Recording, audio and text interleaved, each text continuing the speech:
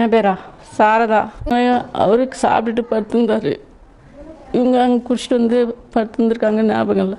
வாந்தி எடுத்ததும் சரி இவர் எப்பயுமே இருக்கிற மாரி இருக்காருன்ட்டு நாங்கள் வேலைக்கு கிளப்பி போயிட்டோம். போயிட்டு வந்து பார்க்குறாங்க தண்ணி இருக்குது, எனக்கு நோ பேபி இருக்குது. அதெல்லாம் நாங்கள் தண்ணி எடுத்து வச்சிட்டோம். அதுதான் இதோட சோடை காட்டி விட்டுட்டு தனியாக யாரையும் நான் வேணும்லாம் அது எதுவும் குடிக்கல. கருணாபுரம், என் பேர் சத்யா. நாங்கள் இங்கே தான் இருக்கிறோம்னா அன்றைக்கி தினம் பார்த்து நான் வாங்கி சாப்பிட்டுட்டேன். அதுக்கு என்னென்ன பண்ண சூழ்நிலை அன்றைக்கி சரியில்லை. அதனால் திடீர்னு எனக்கு ஒரு மாதிரியா சாப்பிடணும்னு தோஞ்சி சாப்பிட்டோம்ல தானே. ஒன்று தானே. இல்லை அன்றைக்கி தினம் தான் சாப்பிட்டுட்டேன்.